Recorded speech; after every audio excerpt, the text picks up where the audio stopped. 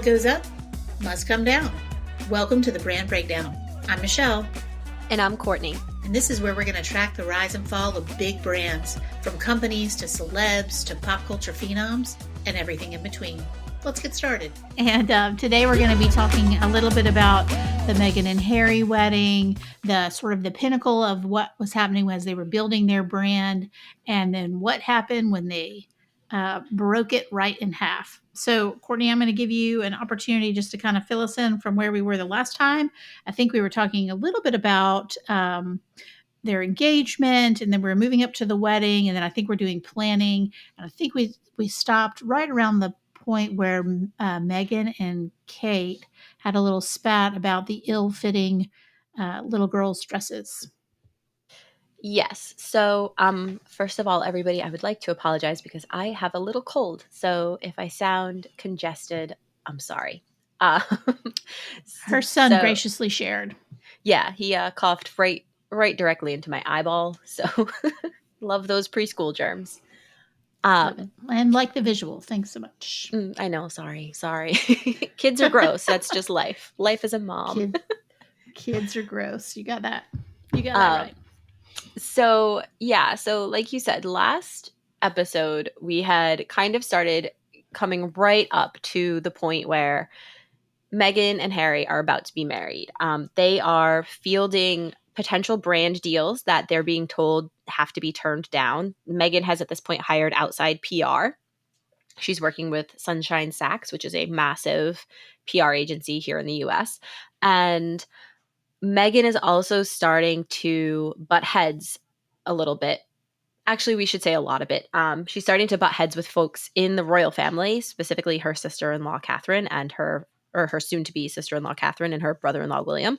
And she's also butting heads with her own family. This is the time, just a few days before the big day, when her father is caught by the paparazzi staging photos, or rather it comes to light that he's like working with a particular photo agency to stage some photos.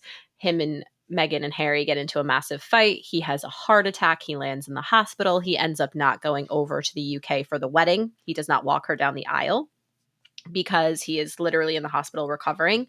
And this is where we start to kind of see the veil, figuratively, we start to see the veil lift off of Meghan a little bit, where suddenly this person who has always been portrayed as a daddy's girl and a humanitarian and just a really all-around benevolent human being, we start to see some cracks in that veneer, because suddenly we're hearing about drama that she's having with so many people who should be, considered incredibly close to her and should be some of her biggest allies, and suddenly she's fighting with most of them. So things start getting pretty interesting around this time.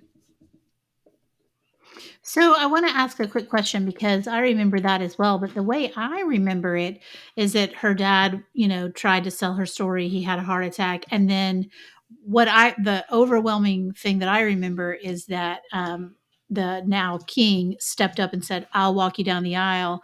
And it seemed like all was saved. And it was such a wonderful thing that he was doing that, and, et cetera. And it felt very much to me like, not staged exactly, but definitely orchestrated in some way after her dad had his heart attack or whatever.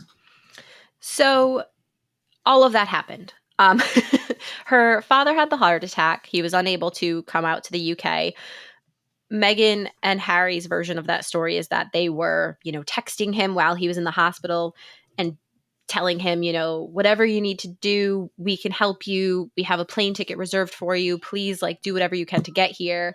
Meghan's father has a different version of that story, where in his version, Harry called him and started yelling at him as he's recovering from a heart attack in the hospital, and is, giving him the third degree about, how could you do this to us? How could you be so stupid, etc. What had happened, and this is interesting because we don't necessarily have Meghan and Harry's version of this. We only have Thomas's version of this, which it's his story to tell. So I guess that makes sense. But he says that throughout this whole time of Meghan and Harry dating and then being engaged, and then in the run up to the wedding, obviously the press had been hounding him. Paparazzi had been staked out outside his home. He's a very, well, he was, I guess, a very private person. And everybody wanted to hear what he had to say. Everyone wanted to hear what Meghan Markle's father had to say about his little girl about to become a princess. And he says that at some point, a photo agency had said, listen, why don't you work with us? We'll give you a couple $100. We'll take some photos that'll put you in a really good light. Because there had been some publications who were writing about, Meghan's father has declared bankruptcy before. Meghan's father had to move to Mexico because he couldn't afford to live in the US. So there were some tabloids who were coming after him, trying to get a story and not really portraying him positively, not necessarily saying anything horrible or even anything that wasn't necessarily true, but just, you know, he wasn't looking great. When you're comparing him to Harry's family, who's, regal and all of that, he just kind of was coming off a little bit less than. So a photo agency approached him and said, hey, work with us. We'll stage some photos that put you in a good light. We'll take some photos of you getting fitted for your suit for the wedding. We'll take some photos of you working out. We'll take some photos of you, reading up. One of the pictures was of him like reading a book about England or something like that, like a coffee table book. And they were like, we'll just help you make yourself look good in the press in the days leading up to the wedding so that while everyone's trying to clamor for a story about you, you come out looking a little bit better than you have been. And, no harm, no foul. He never was planning to say anything about Meghan, however. It was all about the photos. So, quick question. So, he said, okay, $200 or however much they were paying him. Mm-hmm. Had Meghan and Harry not made a big deal of it, do you think it would have been a big deal, or do you think he could have flown to England, walked her down the aisle? He had some photos, big deal. But it just seemed like everything was leaked, like he was selling her out, that he was capitalizing on her good fortune, blah blah blah. Well, he could have been capitalizing on her good fortune for years because she was a successful actress on Suits. Exactly. So, I just feel like, was that story about him, could they have quashed it in a way where he didn't have a heart attack and he was able to come to the UK and whatever? I mean, I know her sister got involved, her half sister got involved and was like, oh, you're being so mean to our dad, blah blah blah. Could all of that have been quashed with just like a conversation to say like, hey, this is my wedding, regardless of the rest of the world watching my wedding, this is my wedding, this is what I want, can you please just not do A, B, and C for the next 5 days until I get married? I just feel like that's what you do in families. Like, regardless of what's going on, if you are trying to help your child or your sister or your sibling or whatever have a successful wedding, you just keep your mouth shut. Everybody like smiles and you just move forward. Yeah, I think that a lot of what happened at that time is so convoluted. Part of the situation is that Thomas has said himself, like, he was just mortified. He was embarrassed. He felt terrible that he had made such a silly decision and it had blown up into such a big deal. Harry and Meghan, for their part, were furious. And at this point, again, and I think I mentioned this in an earlier episode, Harry has never met Meghan's father. So at this point, he had some phone calls with him and a couple of text messages. He's never met him. And then Harry picks up the phone to reportedly scream at this man who's recovering from a heart attack in the hospital. And Meghan and Harry were feeling really betrayed, and they were feeling like, how could somebody who's supposed to be one of the closest people to us betray us in this way? From her father's perspective, he's thinking, I made a silly mistake. I didn't give any interviews. These were just photos, and they were only photos to make myself look better, essentially a glamour shot, right? Like, some people get a headshot taken for a resume. This guy went and had a photo of him getting his suit fitted. Yes, he was profiting from it. It was not a ton of money. And he has admitted it was a silly thing to do. He regrets doing it, but he never meant to do anything other than try to boost his own public image because he was kind of being dragged a little bit through the press. And Harry and Meghan, from where I stand, which is literally nowhere important in this conversation. But in my perspective, they made a mountain out of a molehill. They could have just ignored it. It could have just been like, whatever, please come to the UK. We'll deal with this later. Don't worry about it. But instead, they got incredibly angry with him. He had the heart attack. And then Harry and Meghan have said that they don't necessarily believe, or I guess at the time, they didn't necessarily believe he had a heart attack. They thought he was just copping out, that he was so embarrassed. He just didn't want to be seen. So there was a lot of speculation at the time, like, was he actually in the hospital or not? And Thomas Markle actually provided, this was recently, probably within the last 6 months, he actually provided one of the UK newspapers, or maybe it was one of the morning shows, with the receipts from his hospital stay. Like, he provided them with his hospital bills to be like, yes, I was actually in the hospital on those days when I said I was. I actually had a procedure done on my heart because I actually had a heart attack. And for anybody to say that's not what was happening and I was just trying to cop out is untrue and really hurtful. Keeping in mind that the person saying that is his daughter. Well, and a lot of times I think heart attacks can be brought on by severe stress, or even like panic attacks that feel like heart attacks, or, minor heart AFib or whatever. I mean, there's a lot of things that can bring on heart issues. So it could be that he was so stressed out from everything that had happened that it brought on heart issues. It wasn't anybody's fault per se, but he doesn't look like a man who's in fantastic shape, which, hey, I'm not either. I'm not judging. I'm just saying. Um, but, it could have easily been brought on by the stress of the situation. So anyway, so she asks Prince Charles to walk her down the aisle, or he offers, or however Mhm. that goes. Yes. And then that was only what, 2 days before the wedding? It was like Yes. a minute before the wedding. Yeah, it was really, really close to when it was basically the day that her father should have been, or the day before he should have been arriving, is the day that the photos were leaked, I believe. So everything that happened within like 72 hours of the big day.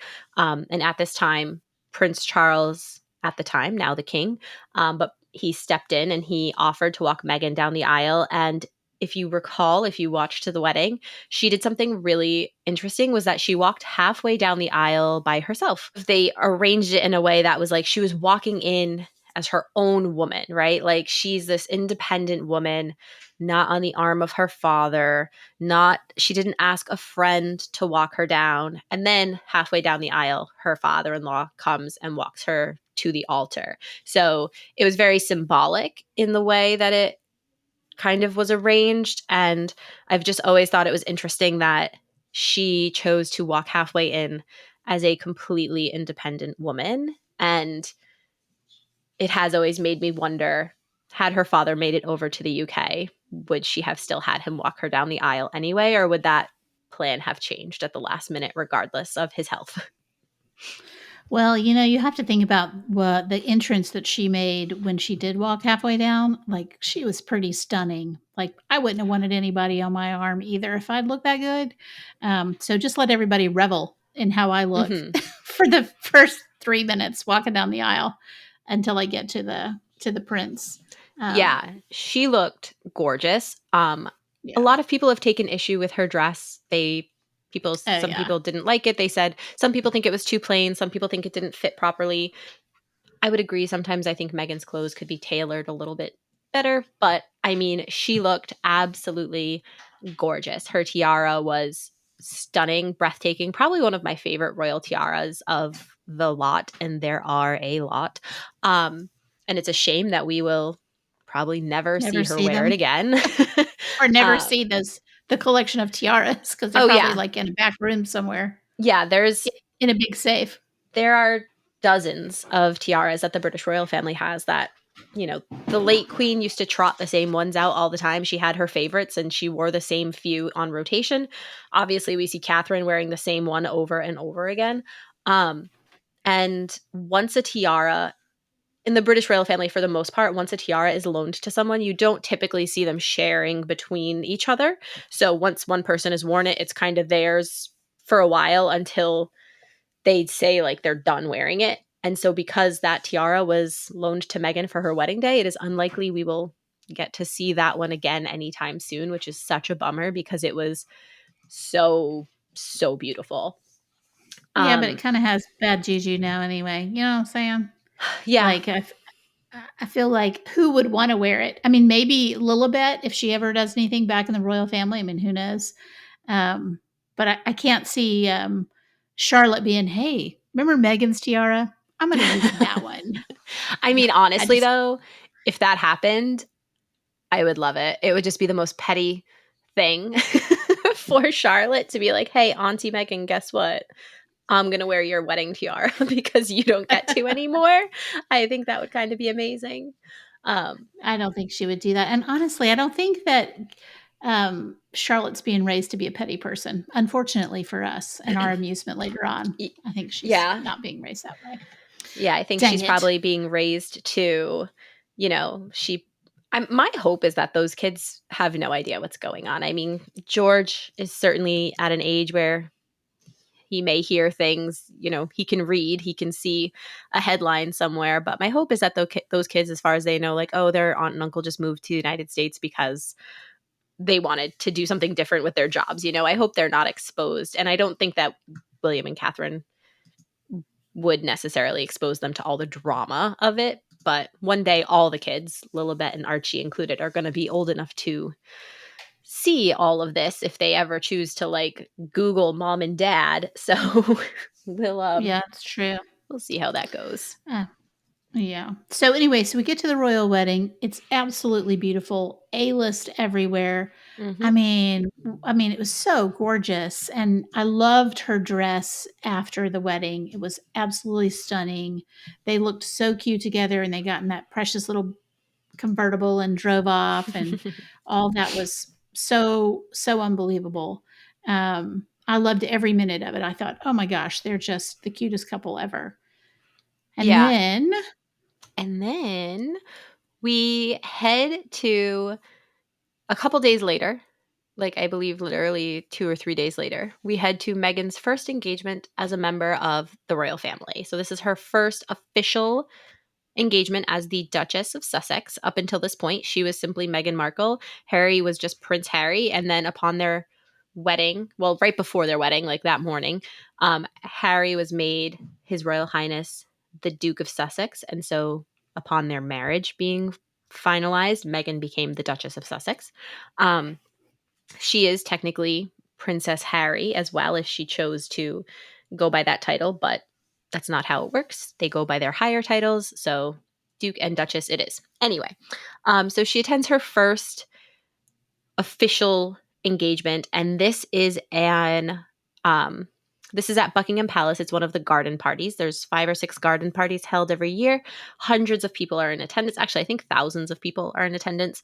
And it's people from basically all walks of life across the UK. A lot of people from various charities, either the people who run the charities and also the people that those charities support are invited. So there's hundreds and hundreds of people, and they basically all just come to be appreciated for their good works and to catch a glimpse of the royal family and to mingle with them a little bit. So there's usually a bunch of royals in attendance. When it was announced that Meghan would be attending this one, this became a hot ticket to have. And Meghan steps out wearing, it was a pale pink, kind of off the shoulder situation. And she looked okay. It wasn't, honestly, that was not one of my favorite looks for her, because it looked very stuffy kind of like didn't really seem to suit her personality. But which PS, I don't even think we really know her personality. I'm just going to put that out there. I mean, yeah, I think we know what she's really like, but I think based on everything that you've taught me in these last few episodes and what I've read on my own, I'm not sure I know what her personality is. yeah, I agree. So maybe what I mean to say is it didn't really seem to suit her style, not so much her personality, Yeah. but it kind of didn't vibe with what we had come to see of her pre-royal wardrobe. Um, Maybe it and was chosen for her. yeah, so Meghan has, publicly said that she said this during the Oprah interview, that when she was a working royal, she wasn't really allowed to wear what she wanted to wear. She couldn't wear bright colors. She had to adhere to a certain protocol in terms of wardrobe, which is something that everyone has kind of known about for a while. You know, you don't see royal women out there in crop tops and leggings.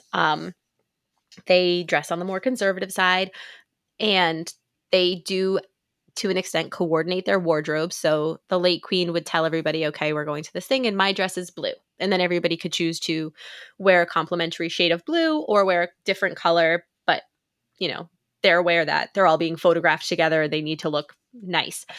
And Meghan has said she wasn't allowed to wear bright colors. And then since that day, she has literally never worn a color besides navy blue, black, white, or beige since then. I think she wore like an eggplant-ish color one time. But it doesn't seem she wanted to wear bright colors anyway. I just looked at her pale pink outfit and I Mhm. like it. I think it's pretty. I love illusion sleeves. So I'm gonna have to um beg to disagree with you. I think it's pretty. For me, it's more of it's pretty and it also looks pretty on her, but the clothes that she would have typically worn where her style's just a little bit more laid back kind of, it just doesn't match what she usually would have worn pre-royal.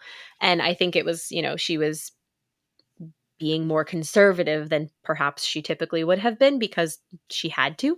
um I don't know, I just didn't love it. I just didn't love it. So I'm going to jump in here and say, to me, this is where the Harry Meghan brand was at its pinnacle, in my opinion. Right after they got married and until they went through their pregnancy with Archie, like this next sort of year and a half to me was like where they were like making it happen. Yes, I would say that this next period of time, up until I would say up until Archie is born. So almost a year later. But they had a full year of just being on top of the world. Everybody wanted them. They went on a really successful tour of Australia and New Zealand. They were, you know, Meghan's one of the most photographed people in the world at this point. Every engagement has hundreds and hundreds of people turning out for them. They announce that they're having a baby, and the world goes crazy about that. Um, and I would say that publicly, yes, this was their pinnacle. And also, I think through Mhm. the wedding planning period, like from their engagement until right around when Archie was born, that was their pinnacle. Though that like year Yeah. and a half long period of time, for sure. And let's look at it just a little bit from a brand perspective. So we've got Harry and Meghan. They're very united. They Mm-hmm. seem very united within the family Mm-hmm. because I think, really, starting with the whole, even Charles walking her down the aisle gives us this kind of feeling of everyone is surrounding them with love and care and whatever. Mm-hmm. They get pregnant, which is Mm-hmm. wonderful. Everyone's thrilled about that. So, from a brand perspective, their brand is on point right now. They're two royals. They're working. They're doing charitable things. They're beautiful. Everyone loves them. You're not seeing as many bad stories about them. I think like maybe some, but not really yet. Mm-hmm. Um, Although I know she contends on the in the Oprah interview that there's a ton of stuff going on behind the scenes that we don't know about. But Mm-hmm. from the world's perspective, I think the brand right now is solid. Everyone loves it and probably could have gone on for a really, really long time. Yeah. I think that at this point, anytime there was a little bit of drama, they at this point were still abiding by the never complain, never explain philosophy. As much as Harry and Meghan did not like to do that, they were still playing by that rule at that point. And so if a little inkling of drama came up, but Buckingham Palace or Kensington Palace would release a statement just saying, like, we don't comment on private matters. Sometimes they would say, you know, that's not true. There's no problems between the Duchess of Cambridge and the Duchess of Sussex, you know, when it started kind of coming up that, oh, there had been a fight during wedding planning. But for the most part, it was silence or just knocking down a rumor completely. Um, so publicly, they were on the top of the world at this point.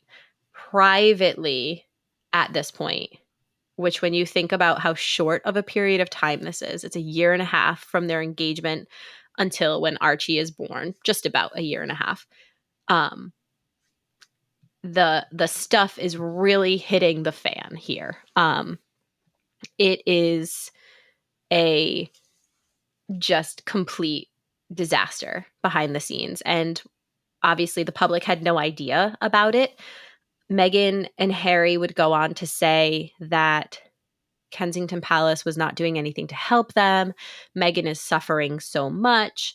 Things are terrible. She's trapped. She's at one point she said they took her car keys, they took her passport. She wasn't allowed to leave the house. And we know that's not true because during that time she took 4 international vacations.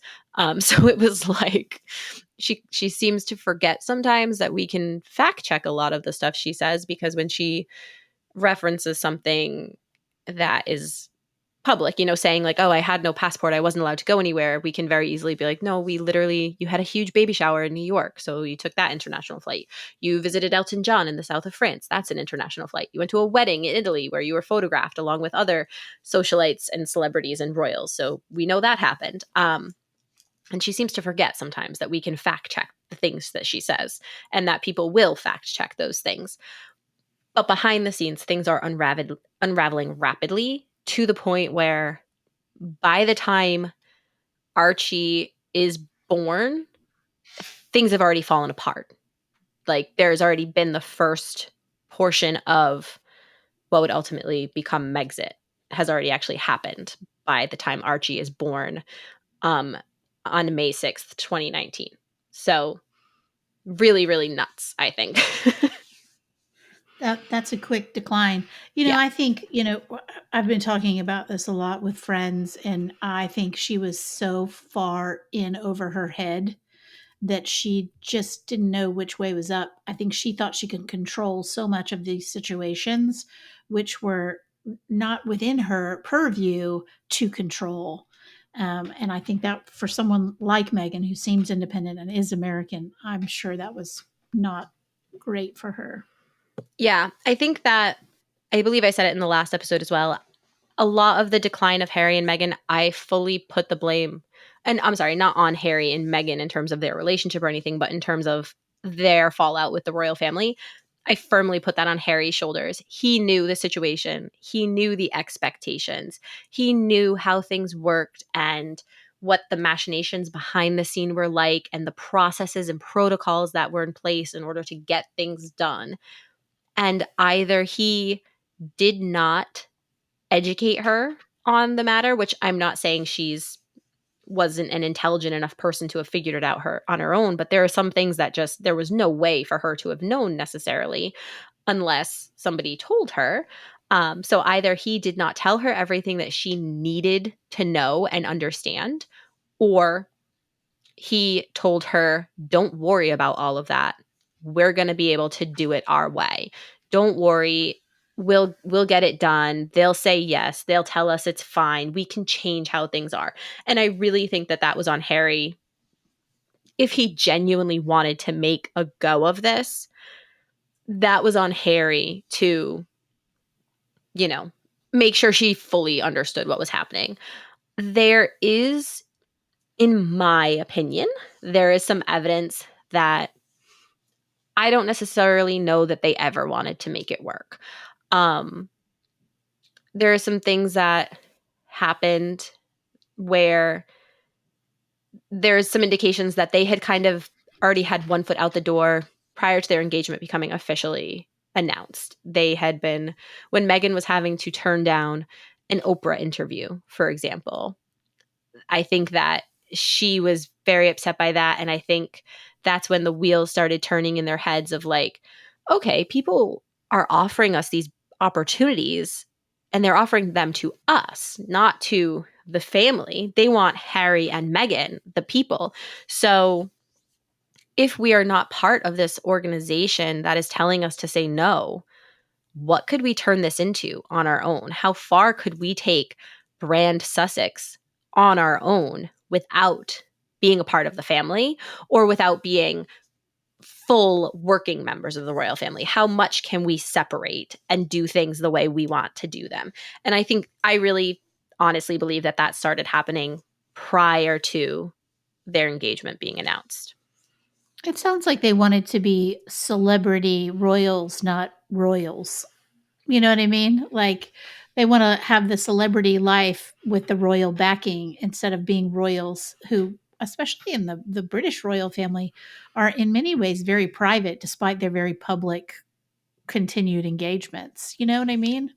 Yeah, I think that you're right. The royal family is incredibly private. For as much as we see of them and as much as we know about them, when you really start digging below surface level, we don't really know much about them at all, right? Like we see William and Catherine and we see the kids and we get the photos of the first day of school or a big birthday or an anniversary photo. And we hear them give us some little cursory remarks when they're out at an engagement. Oh, yeah, Charlotte loves ballet and George is a huge rugby fan and Louis loves soccer. But we don't know anything deeper than that. They give us enough to make us feel like we're included, but we have no idea what they do in their free time. We don't know what type of books they like to read. We don't really know the type of music they listen to, although Catherine did just attend a music festival. So we do know that. And we catch a glimpse of them occasionally out and about on their free time. But for the most part, you know, we don't know those things about them that would make you say, "Oh, I know that person." We know about as much about them as you know about somebody that you see walking down the aisle at a grocery store. If you see someone walking down the aisle and they've got food in their cart and a kid next to them that's dressed in a soccer uniform because they just came from a game on a Saturday morning, you say, "Oh, that kid plays soccer." And that's about it. That's how much we know about the Royals on a deeper level. Yeah, And I think that's right. yeah. And I think that's very intentional because the only way for them to exist in the way that they do is they have to separate the monarchy from celebrity. They are not celebrities. They are not a passing fad. They are not tabloid fodder. They are the institution that essentially grounds the country, right? Here in the United States, we we have obviously a president and we have politicians, but we pledge allegiance to a flag, not a person. The Constitution is what we really like fall back on. That's what the military, It's an pledges to ideal. defend. Exactly. Um, in the UK, the monarchy is that figurehead. They have politicians, of course they do. They've got a prime minister, they've got their members of parliament, but the monarchy is the institution and it is the figurehead of what it means to be British. And, that is their tried and true. The late Queen was head of state for 70 years. An entire generation of people know nothing, actually, like 3 generations of people know nothing besides Queen Elizabeth II. And she carried that country through so many very turbulent times. And that becomes the really steadfast glue holding the country together because that is what people rally around. They rally around the monarchy. So the monarchy needs to be very careful about not becoming celebrity. And Meghan and So I Harry think, didn't do that. yeah, I think Mary and Harry, Meghan and Harry have conflated what it is to be royal and what it is to be a celebrity. And I think that for her part, Meghan, I don't feel like ever really completely understood A, being British, or B, being part of that institution. Mhm. And I think that Harry was immature in how he presented it to her and the things that he said that they could do and say and get away with because Mhm. it just wasn't going to happen that way. And I think he was so bowled over by this woman and he wanted to marry her and have this life and do all this that he did not really help her understand the full weight of what she was entering. Mhm. There must have been some naivete on both sides, frankly, regardless of their wanting to build a brand and capitalize on that, which I fully think they did, or wanted to, and did, and then didn't. I think they also had some naivete in what was going to be allowed, which I think we're now seeing, because now we're up to Archie is born, um, and things are not great. It doesn't seem like her postpartum went well. Which, by the way, if you put me postpartum on the front page of every newspaper in the world, I'm not sure what I would have done. Um, so I think, for her part, it's difficult to be 3 days out of a baby and making a public appearance. I certainly did not, and I know you did not as well. I did not know. I Right. hid in my house for weeks and weeks and Yeah. weeks.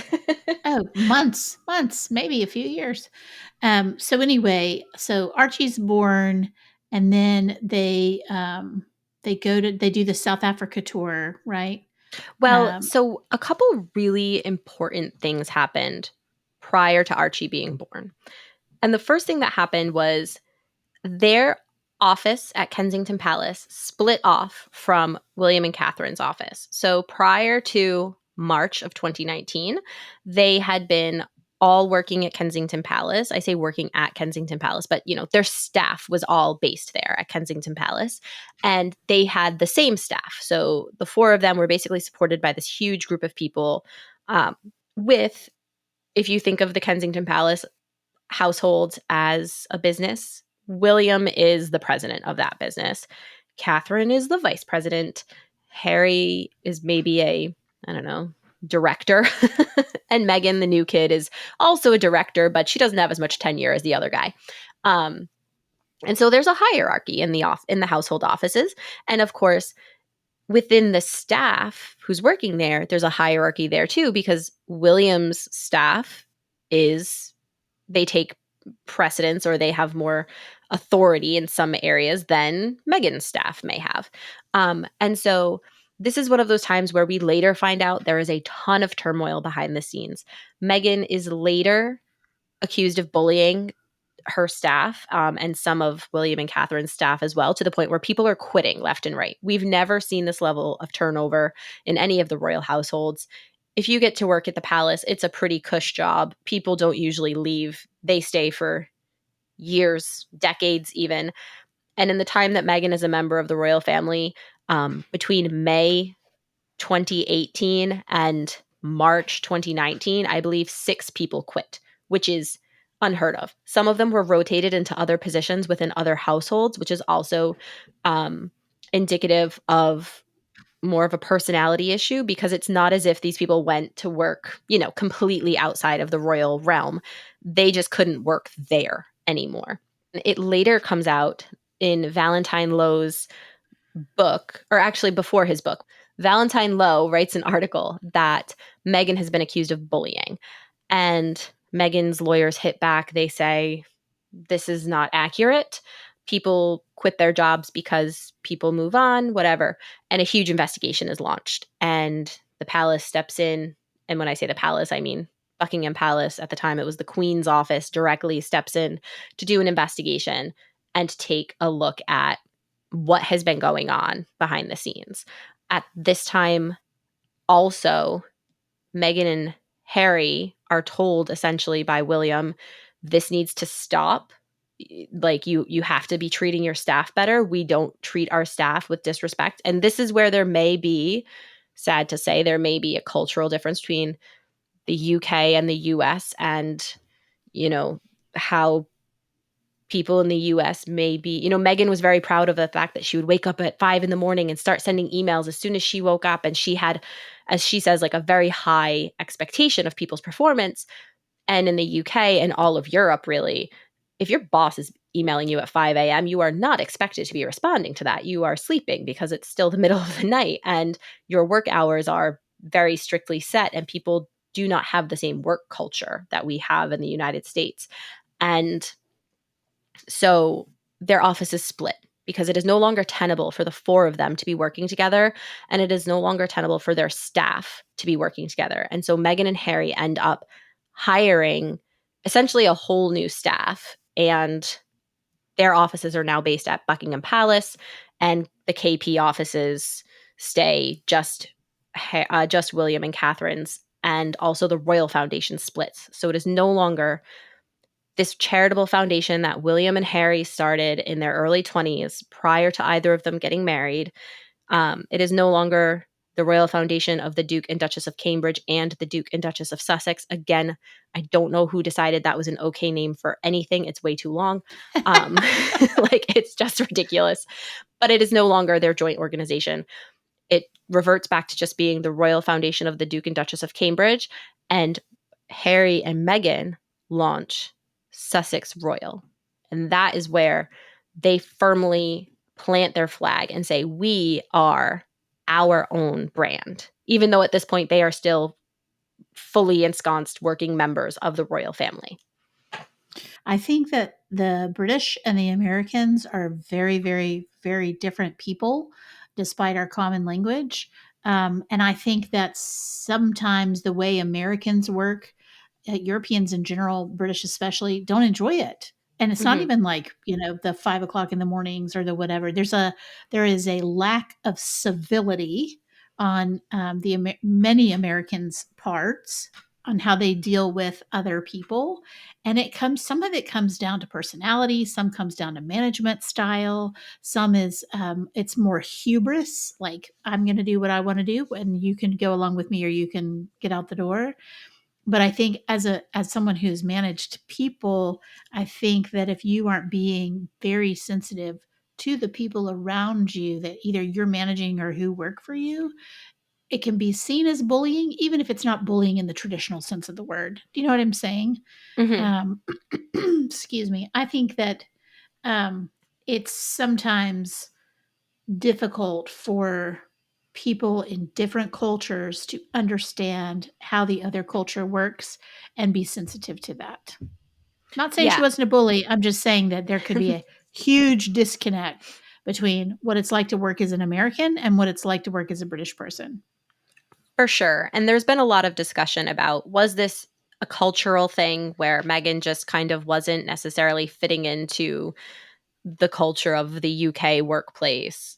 And also, mind you, the culture of the corporate UK workplace, right? Because again, at the end of the day, the royal households operate as businesses and they're very similar. I mean, their core objectives are different, but they're very similar to the way a company works. There are managers and directors, and they've got initiatives that have to be completed and billable hours that have to be met and finances that have to be tracked. And Meghan comes from not a corporate background at all. She's never worked in the corporate world. And now she is thrown into one of the biggest corporations in the country, and it is a foreign country besides. So she's not used to that culture on a number of levels. So there's been a lot of discussion about, was this a cultural thing or was this a personality thing? And there is some evidence to suggest that it could be both. And depending on the day and depending on the person, it that directs like which way it goes, whether it was simply, two working styles that didn't mesh, or whether it was somebody who was just being mean and knowingly treating someone unkindly intentionally. Um, and again, all of this happens before Archie is even born, before they have even been married a full year. um, they have split off from Kensington Palace and from the Royal Foundation. So, pretty big changes to establish brand Sussex, and changes that, in my opinion, this didn't all just happen in 10 months. It had to have been in motion or at least discussed at some level prior to their wedding and prior to the engagement. And going back to a point you made earlier, I think for as much as I do believe that Harry was responsible for educating Meghan on this and explaining the ins and outs of it, I do also think that for her part, Meghan, coming in with the American perspective as it is, and the hustle culture that we have here, and also like and also like Meghan is somebody who she's a hard worker. Like I won't take that away from her. She is a hard worker. And I think it was very easy for her to look at Harry and say, no, you don't understand. The way they're doing things isn't right. Just because it's the way they've been doing it for 1,000 years doesn't mean it's the right way to do it. And so Harry may not have told her what to expect, but I think for her part, she turned around and said, I don't care that this is how they do it. I'm telling you this isn't how it should be. And whether she's right or not, I mean, I don't think that's right at all. But I can see where she was able to turn Harry's head and get him to see her perspective of like, we shouldn't be doing it the way they want us to do it, because that's not how things are done where I'm from. And in my world, this would never fly. Yeah, I think that was a giant mistake on both their parts. I mean, and not only full of naivete, but also hubris that she could turn the Titanic around in a day. That just doesn't make any sense to me. And by a day, I mean several years, if as related to 1,000. You know what I mean? Right.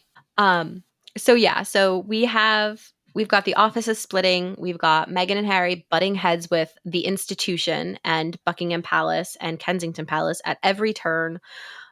We have also got at this time, which was further kind of confirmed with the KP split, we've got rumors at this time of William and Harry and also Catherine and Meghan on personal levels are not getting along. This is when the grumblings about, potentially some infighting in the family get very, very loud.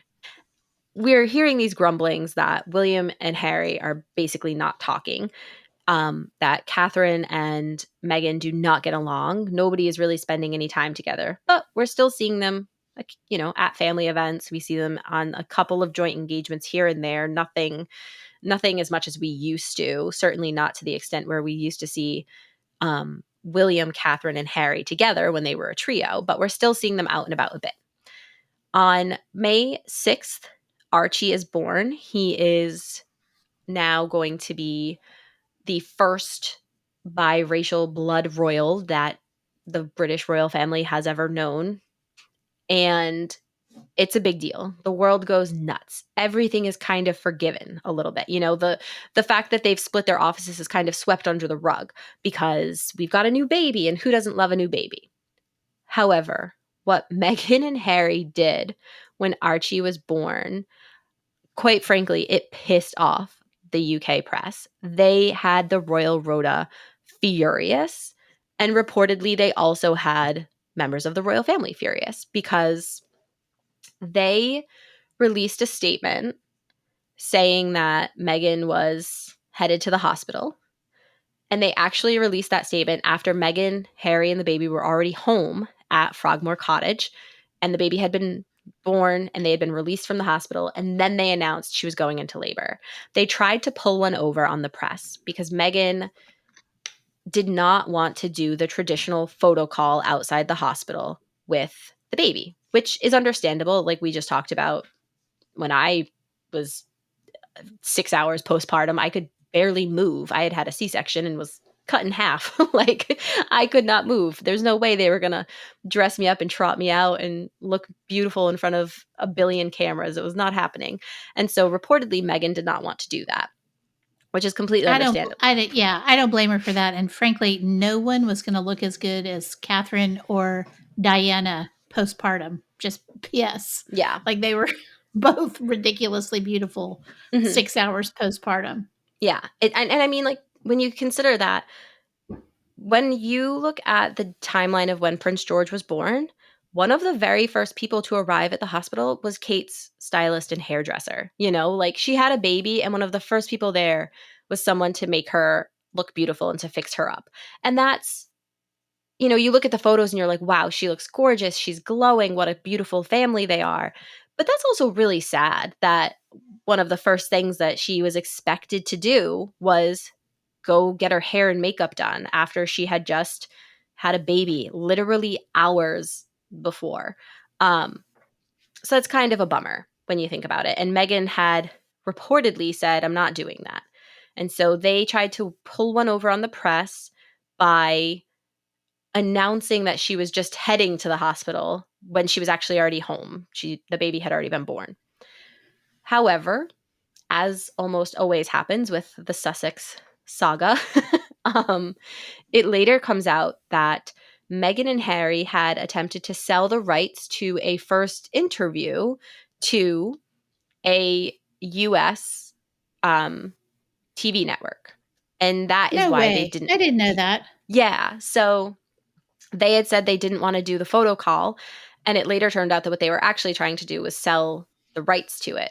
And the palace stepped in, as they do, and they were like, nope, you can't do that. You can't sell the rights to an interview after you've had a baby. That's not, you know, again, that photo call that Catherine did and that photo call that Diana did, that is part of the umbrella of silence. That is the royals saying, okay, we'll give you a little bit, you give us a little bit, we work together, because the monarchy does depend on a symbiotic relationship with the press. They need the press and they need to keep a hold of public sentiment. And the way they do that is by giving the public what they want. They want to see a picture of a prince and a princess holding their new baby. That's what we're going to give people. It's not an interview. It's not for profit by any means, or at least not for profit for the family. And that's part of that agreement, the unspoken agreement, as it were. And Meghan had said, nope, I want my friend Gail King to be the person that I talk to after I have a baby. But so what ended up happening is there was a photo call.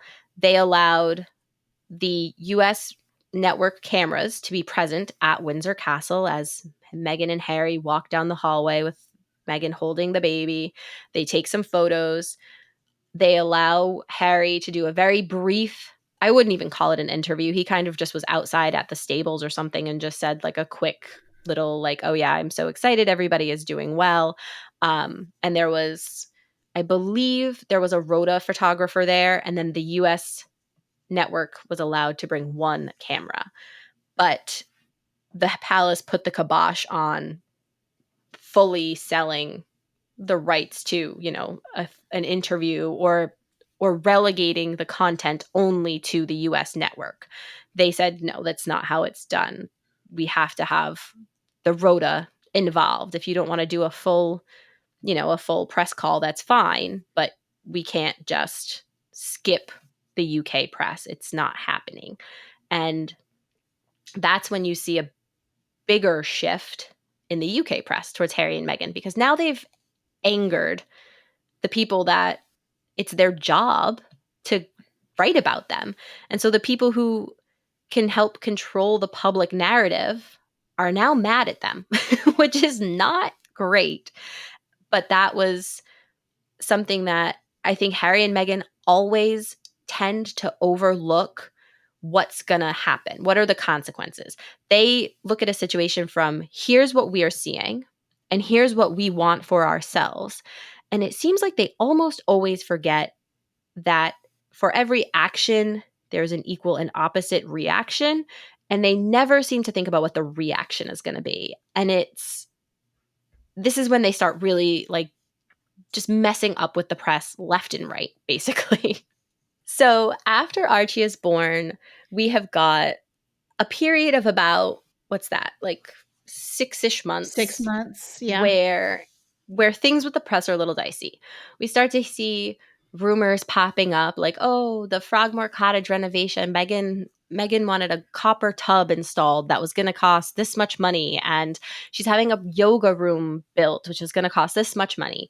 And Meghan and Harry are getting incensed by these rumors, and they are furious that nobody at Buckingham Palace will refute them. And so that's part of what caused their office to split, because Meghan and Harry want to be able to correct the narrative at every turn.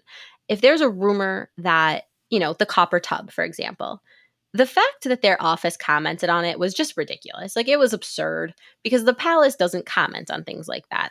Like, that's such a superficial thing. And granted, there was concern because the Frogmore Cottage renovation, part of it was being paid for by the taxpayers because it's a building on the Crown estate. But it was very public that all of the decorative elements, paint colors, fixtures, personal preferences like the tub, those were being paid for privately. So that was not taxpayer funded money.